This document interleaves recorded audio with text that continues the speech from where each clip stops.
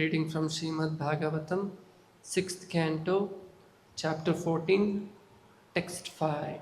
Muktanamapi siddhana Narayana Parayanaha Sudurlabha Prashantatma Koteshvapi Mahamune. Translation purport by His Divine Grace, A.C. Bhaktivedanta Swami Srila Prabhupada Ki Jai. Srila Vishwanath Chakravarti Thakur gives the following purport to this verse. Simply desiring mukti or liberation is insufficient. One must become factually liberated. When one understands the futility of materialistic way of life, one becomes advanced in knowledge, and therefore he situates himself in the Varna Prastha order, unattached to family, wife and children. One should then further progress to the platform of sannyasa, the actual renounced order, never to fall again and be afflicted by materialistic life. Even though one desires to be liberated, this does not mean he is liberated. Only rarely is someone liberated. Indeed, although many men take sannyasa to become liberated, because of their imperfections, they again become attached to women, material activities, social welfare work, and so on. Jnanis, yogis, and karmis, devoid of devotional service, are called offenders. Sri Chaitanya Mahaprabhu says, Mayavadi Krishna Aparadhi. One who thinks that everything is Maya instead of thinking that everything is Krishna is called an Aparadhi or offender. Although the Mayavadis, impersonalists, are offenders at the lotus feet of Krishna, they may nonetheless become counted among the Siddhas, those who have realized the self. They may be considered nearer to spiritual perfection because at least they have realized what spiritual life is. If such a person becomes Narayana Parayana, a devotee of Lord Narayana, he is better than a Jivan Mukta, one who is liberated or perfect. This requires higher intelligence. There are two kinds of jnanis. One is inclined to devotional service and the other to impersonal realization. Impersonalists generally undergo great endeavor for no tangible benefit, and therefore it is said that they are husking paddy that has no grain. Sthula Tushavaghātinām. The other class is jnanis, whose jnana is mixed with bhakti, are also of two kinds. Those who are devoted to the so-called false form of the Supreme Personality of Godhead, and those who understand the Supreme Personality of Godhead as Satchit Ananda Vigraha, the actual spiritual form. The Mayavadi devotees worship Narayana or Vishnu with the idea that Vishnu has accepted a form of Maya and that the ultimate truth is actually impersonal. The pure devotee, however, never thinks that Vishnu has accepted a body of Maya. Instead, he knows perfectly well that the original absolute truth is the Supreme Personality of Godhead. Such a devotee is actually situated in knowledge. He never merges in Brahman effulgence. We conclude here. Om Ajnanatimirandasya Jnananjanashalakaya Chakshurunmilitam Mena Tasmai Shri Gurave Namaha Namavam Vishnu Padaya Krishna Presthaya Bhutale Srimate Bhakti Vedanta Swamin Niti Namine Namaste Saraswate Deve Gauravani Pracharine Nirvishesha Shunyavadi Paschyati Deshutarine Jaya Shri Krishna Chaitanya Prabhu Nityananda Shri Advaita Gadadhara Shri Vasadi Gaura Bhaktaranda Hare Krishna Krishna Krishna Hare Hare Hare Rama Rama Rama Hare Hare. In the previous chapters we saw that how demon Vritrasura fought very valiantly with all the devatas. In fact, he even attacked Indra, and with this weapon he injured the Indra's Vahana, Airavata. He gives such a powerful blow to the Airavata with his club that Airavata fell 14 yards far away. Indra was sitting on that Airavata, he also fell. Everyone was wondered to see this. Because Devatas very tactically started attacking the demons very valiantly. They started attacking them from the behind. And they started killing them from the behind, which is against the battlefield laws. Vritrasura became very angry. So in order to teach the lesson to all the Devatas, Vritrasura rebuked them and then gave the blow to this Airavata. And now Airavata, the Indra, became very angry. He took his weapon and he threw at Vritrasura. But Vritrasura was so strong that he caught that astra with his left hand and he threw it away. Finally, big battle ensued between both of demons and the Devatas. Eventually, Vritrasura was killed. So when Vritrasura was killed, actually while dying he remembered Lord Vishnu and he got moksha. By hearing this, Parikshit Maharaj was little amazed. How is that? To gain Vishnu, to go back to Godhead, it is not possible even for great sages, as it is told in this shloka. What it is told, Muktanam api siddhanam. Muktanam, amongst many millions of people who have achieved liberation, or even among siddhana, many people who have achieved siddhi. There are people who have achieved a lot of siddhis like anima, lagima, prapti, vashitva. People who have done a lot of punya, they get this kind of siddhis. They can become bigger than the biggest, smaller than the smallest. They can go at their will to any planet, any part of the world. So even among millions and millions of siddhas, Narayana Parayanaha, somebody who has become surrendered to Lord Narayana, Sudurlabaha, very rarely found. It's not so easily found. Kotishvapi Mahamune. So to find such a rare soul, even among millions and millions, Koti Mahamuni, it is not possible to find such a great personality, it is being told. So even among the people who are having a righteous life, it is so difficult to find somebody who can become Narayana Parayana. How is that this Vritrasura, being a demon and doing all sinful things, how is that he could achieve moksha? So this was the question put before him. So first of all, Shukadeva Goswami appreciates the question asked by Shukadeva Goswami, that he is very attentively hearing. When you attentively hear anything, then you will have a lot of questions and doubts, right? So Parikshit Maharaj had asked this question to Shukadeva Goswami, and Shukadeva Goswami appreciating, then start telling the history of Vritrasura. This Vritrasura, in his previous life, he was Chitraketu, a great king. The king who was ruling over the whole earth, a great emperor. And he was very righteously ruling over the whole empire. And he had been supported by very able ministers. And under his able rule, the whole kingdom was flourishing nicely. All the subjects were very happy. And this Chitraketu had many wives. But unfortunately, he didn't have any children. All wives were barren.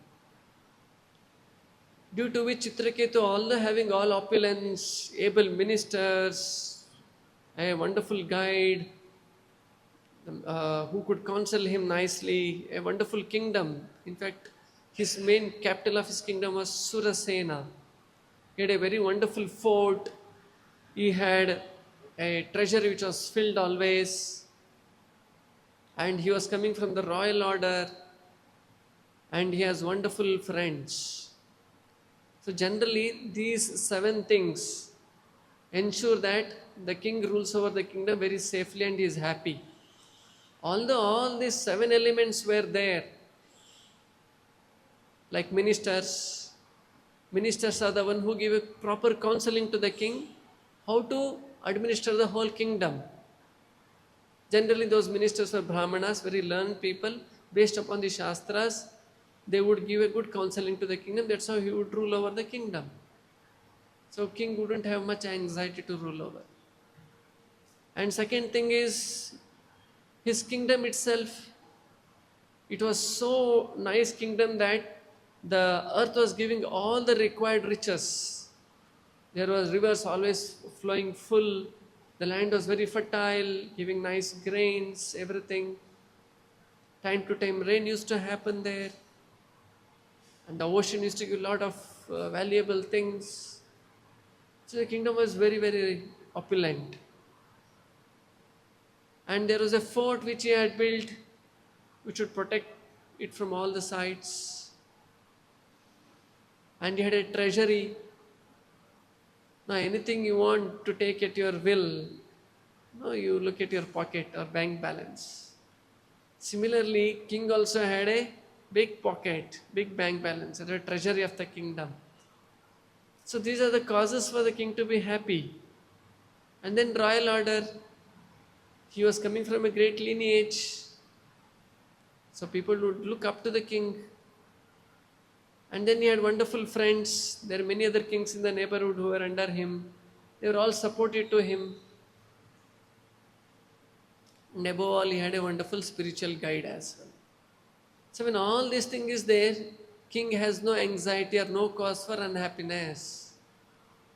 But then still, when Angira Rishi passed to this kingdom, wanted to meet Chitraketu, after meeting him, he says, although you have all these 7 things, but I am seeing you are not happy. Why? Then Chitraketu reveals his heart. Although I have all these things, but I don't have children. I have so many wives, but I couldn't get even one child from them.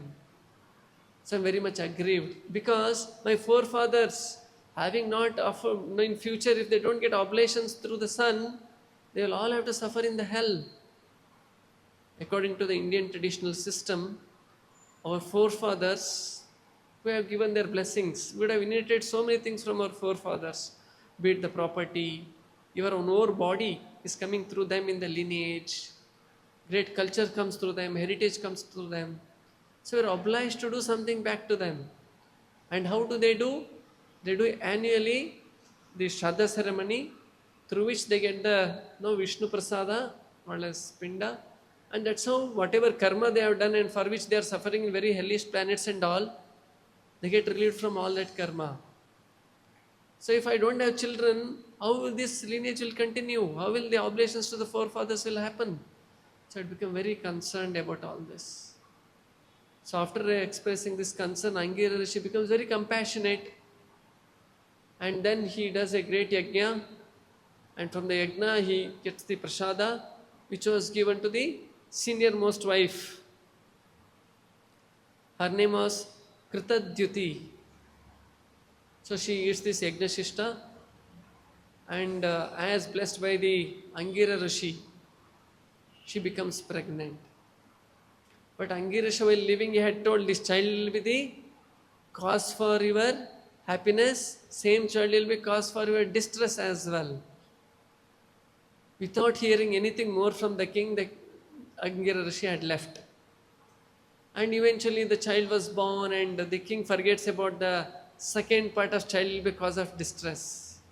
He starts celebrating all the time that he has got a wonderful child, and the mother also becomes so happy, Kritadyuti, that she starts every moment, her mind was only thinking of the child, how to take care of him. And king, in the course of taking care of this child and his dear wife, Kritadyuti, he had neglected other wives. And other wives, they start cursing themselves, that we are like a maid servant. No, we are not even like maid servant. Many a times, the king, who has a wonderful wife, being served by maid servants, he will sometimes reward the maid servants as well. But here you see the king is not even looking at us. We are like maid servants of maid servants who are totally neglected. So they start lamenting in this way. And over a long period of lamentation in this way, they all collectively decide, they become very envious eventually. One side they are seeing that Krutaditi had a child, and all affection was given to the child by Krutaditi. Even the king Chitraketu gives all the affection to them, and at the same time, the other wives, they were all totally neglected, no affection towards them at all. So then they become very envious, and then one day do a plan to kill this child. So administer a poison, and the child was dead. So when the child was sleeping, when it is lying down like this, Krutaditi says to the maidservant, okay, wake up my child, it's time today, he has not woken up, still it's very late, go and wake him up. So then the maidservant goes, she tries to wake him up, the child is not getting up at all. She's trying to shake up, not getting up. How will he get up, he is dead. So maidservant, understanding the child is no more alive, she starts crying loudly, starts hitting her chest like this and all. So then the Krutaditi comes and sees there, what happened? The child is not yet, it's dead. So she also actually goes unconscious, she falls down. And then when in between she would get up, once again understanding the child is dead, she would go unconscious. So when this happens repeatedly, eventually the news reaches the king. King rushing to the spot, he sees that his dearmost child is dead, he also goes unconscious. In fact, he starts crying with his mouth wide open, very loudly, like no child cries. No child, how they will cry? Open the mouth like a crocodile like this and loudly start crying. So the king also starts crying very loudly. And seeing this lamentation of the king and everybody, once again Angira she comes with Narada Muni this time.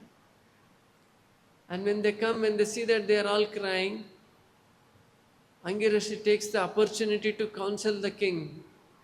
He starts giving wonderful knowledge to Chitraketu who was lamenting. You think that you are lamenting this for this body?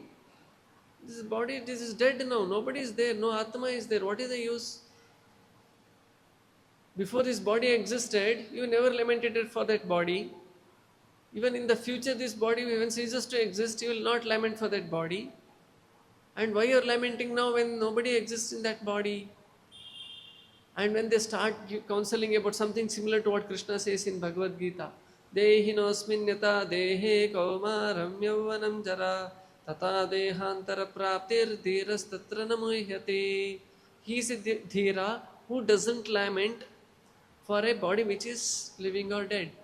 Because body is ultimately a dead matter only. Only the Atma which is living within the body is eternal. Krishna gives the good example of how even in the same body we are changing our body from boyhood to youth to adult, then old age. All the body is changing, Atma is as it is.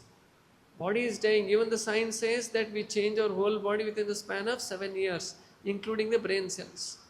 All the body is changing, the Atma is not changing. Atma is the same. You are the same son to your mother, father, husband to your spouse, your wife, father to your children. You are the same. That means, although the body is changing, the person is the same. Means my existence is beyond the body. Krishna proved very logically. Krishna also says, Avinashi tu tadvidhi yena idantatam sarvam vinashaya sarveshyasya na kaschit kartumarhasi. Within this body, although body is vinashi, there is one avinashi within this body, which is animating this body. And that is Atma, which is eternal. Krishna goes on telling in that way. So when this profound knowledge was being shared with the Chitraketu becomes very happy and he says, you have actually enlightened me.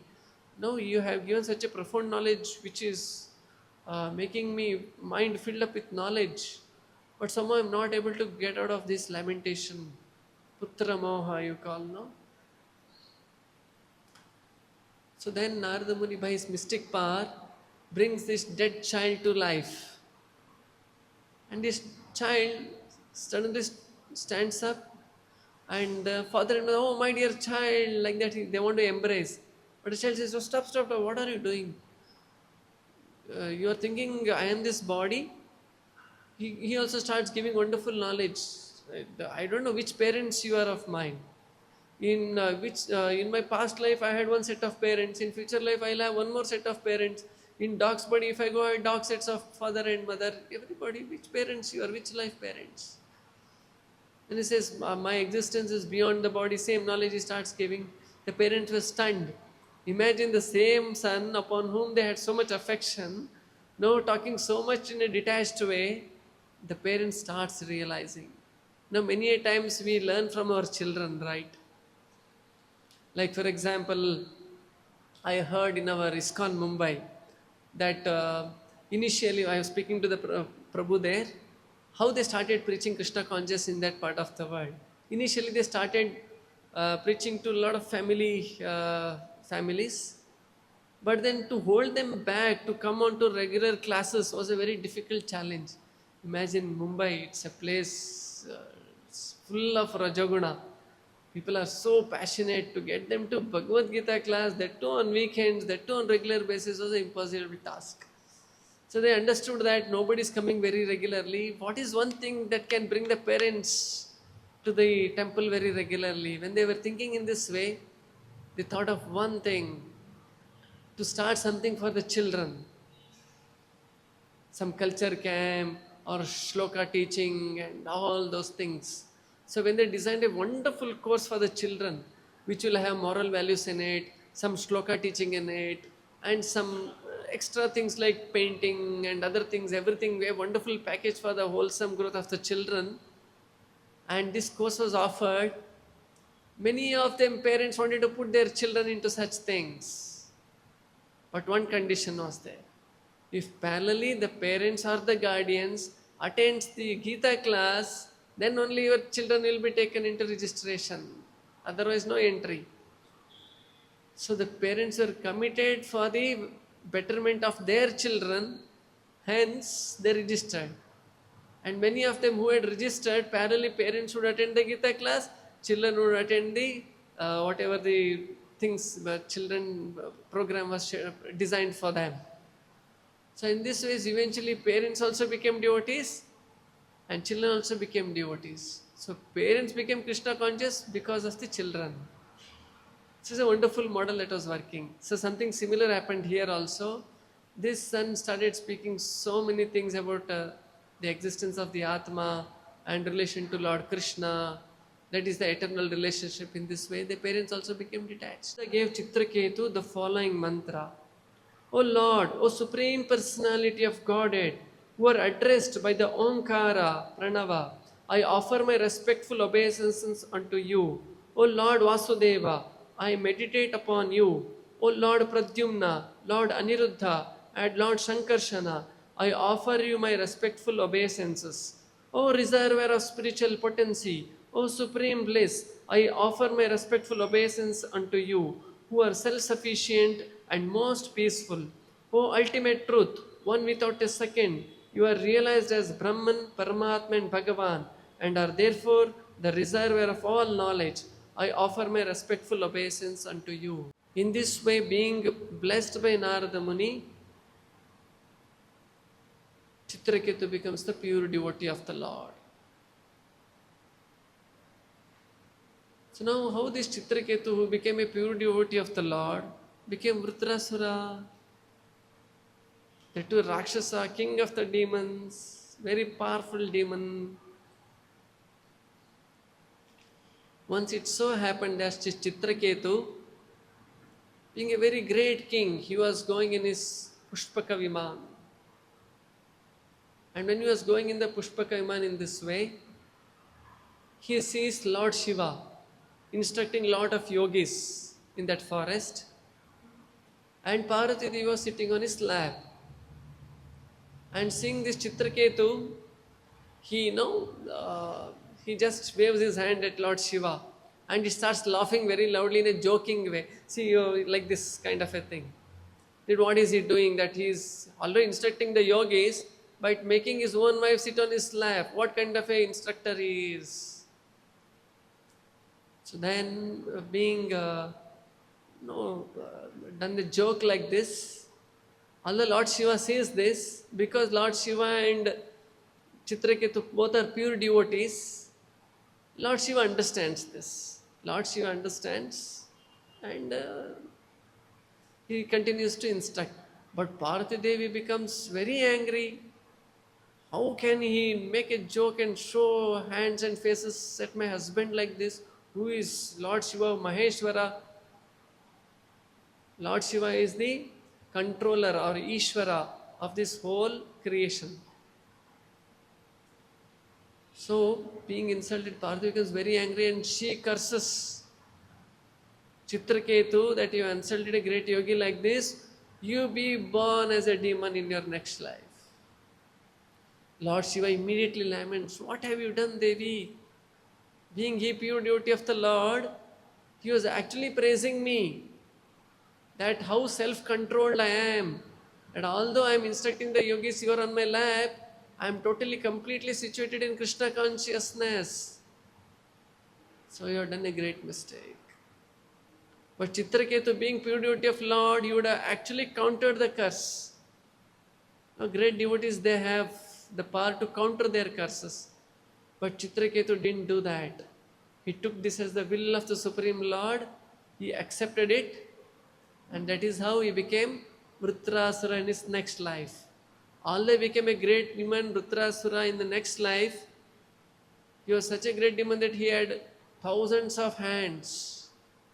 And when he was supposed to be killed by the Indra, he got a Vajrayudha. Vajra, the most powerful weapon, a special weapon prepared to kill Vritrasura. How they did that? To make this weapon, they had to get the shoulder bones of a great yogi. Vishnu says, a yogi name was Dadichi. This Dadichi had done tapas for many number of years.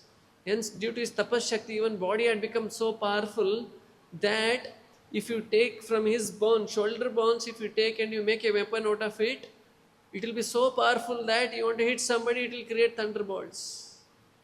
So wonderful weapon.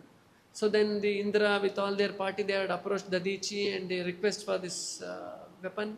Dadichi, being a great yogi, one day anyway I have to leave this body. If I am leaving this body for a great cause, that is a wonderful thing. I'll get the blessings of Lord Vishnu and I'll be ever remembered.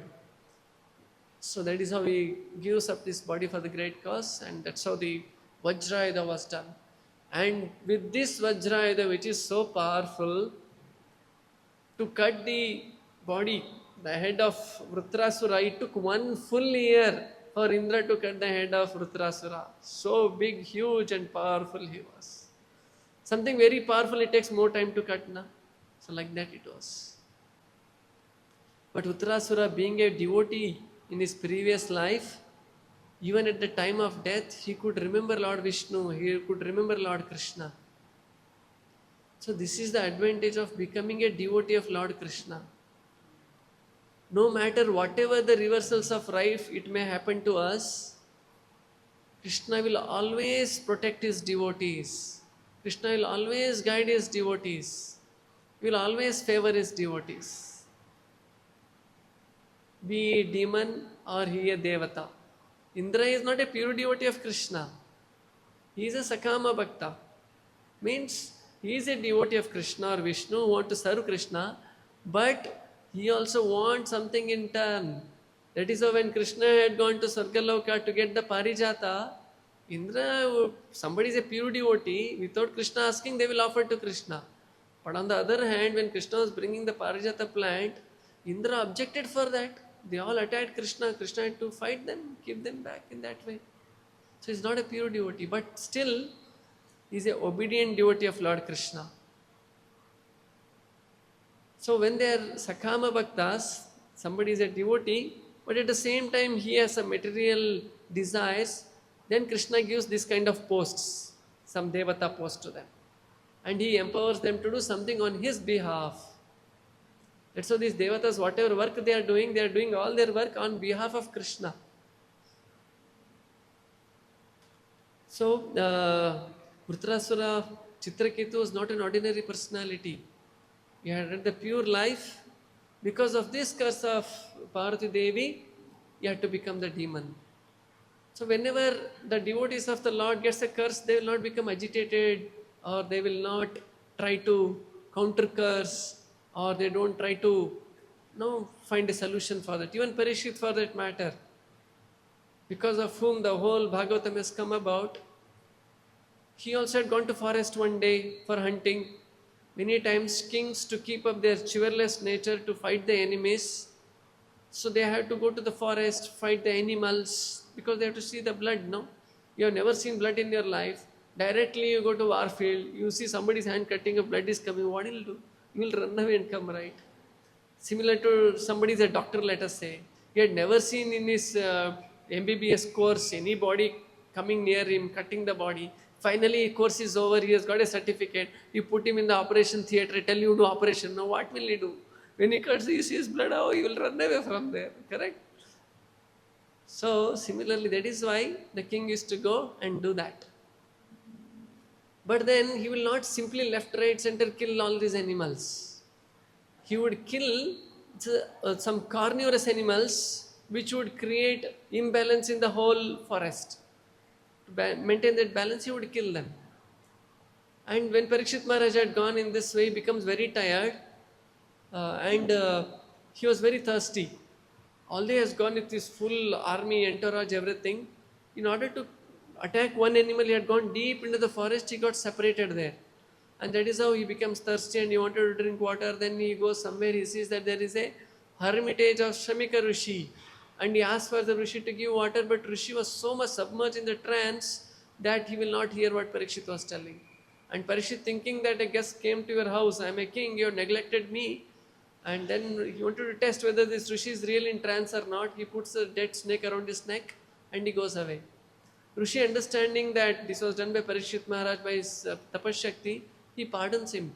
But his son Shringi, who was maddened by the Brahma Tejas at the young age, he curses Parikshit Maharaj that he has to die in 1 week. Parikshit Maharaj, Prabhupada comments, being a pure devotee of the Lord, Vishnu Rata, who was protected by Lord Vishnu, even before he was born, he was protected by Lord Vishnu when he was in the womb by the Ashwatthama's Brahmastra. So then, but then Parikshit Maharaj would have countered the curse, but then he didn't do so. On the other hand, while coming back, he himself was cursing himself that what wrong thing I have done, that I have insulted the Rishi like this. Although it was an insignificant thing that a dead snake was put around the neck. But he says that due to the offense what I have done, let me lose all my kingdom. He himself is cursing himself. That let me lose all my kingdom, let me lose whatever I have earned, everything. Like that he is telling. And when he hears that Twashta snake is going to kill him in a week's time, he has got only 1 week time, he didn't sit there and counter curse. What did he do? Immediately gave up everything of his belonging, wives, children, kingdom, ministers, subjects, everything he left. He went on the banks of river Yamuna. He sat there to hear Srimad Bhagavatam. So at least Parikshit Maharaj, Prabhupada says, he had 1 week notice. Where is Farah's notice? We don't know, right? Kamala Jala Jala Divana Talamala. The life is very flickering. We don't know when we will leave our body. Correct? No, Swamiji, I am very young now. Maybe after 60, 70, 80 we will see. No guarantee, sir. Nowadays news is coming. Even people at 30, 40 are getting heart attack. Correct? So we don't have any guarantee when we will be leaving this body. So how much detached we should be from this material world. How much we should be serious and interested in Krishna consciousness. So Chitraketu is not an ordinary personality. So being blessed by Lord Sankarshana, he had become a pure devotee.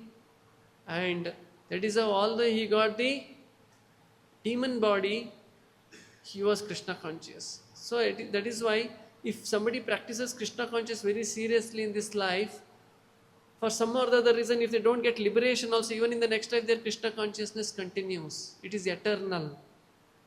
We have heard the same thing in the case of Bharat Maharaj as well. Although Bharat Maharaj was a realized soul, somehow or the other he became attached to a deer, for which at the time of death he remembered the deer and he got the deer body next life. But by the will of the providence, even though he was in a deer body, he got the remembrance of Krishna, and he was very careful to stay away from any attachment. And eventually he got once again a human body. He became Jada Bharata, wherein he created complete detached from this material world, and always being Krishna conscious, he achieved the Vaikuntha at the end of his life. So we should also be very careful while practicing Krishna consciousness in our life. Whether am I getting attached to something, whether am I uh, uh, giving away my Krishna consciousness, this concern should always be there. That is why these case studies are being told in the Bhagavatam. Bharat Maharaj, see, this is what happened to Bharat Maharaj. This is what happened to Chitraketu. So taking these case studies, if we become serious in our Krishna consciousness, then there is a hope that we will be able to achieve the perfection. That is why Prabhupada says, nobody has ever gone back to Godhead without the blessings of a devotee of Krishna. You take any devotee of Lord Krishna who would achieve perfection, there has to be the hand of another devotee of Lord Krishna, pure devotee. We are very fortunate that we have got the blessings of Srila Prabhupada, who is a pure devotee of Lord Krishna, empowered by Chaitanya Mahaprabhu himself, empowered by Lord Krishna himself.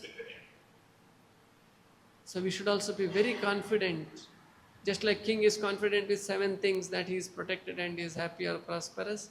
Similarly, a disciple should also be very confident that having directed by Srila Prabhupada, if I follow his instructions, I will go back to home, back to Godhead.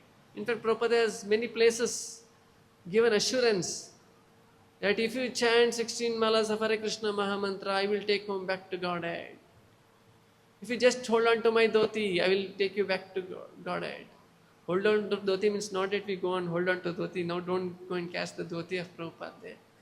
That means to say, if you follow the instructions of Srila Prabhupada strictly, we will go back to Godhead. So these are the wonderful instructions we can get to know from Srimad Bhagavatam. I conclude here. Tantra Srimad Bhagavatam ki jai, Jagadguru Srila Prabhupada ki jai, Tagore Premanande.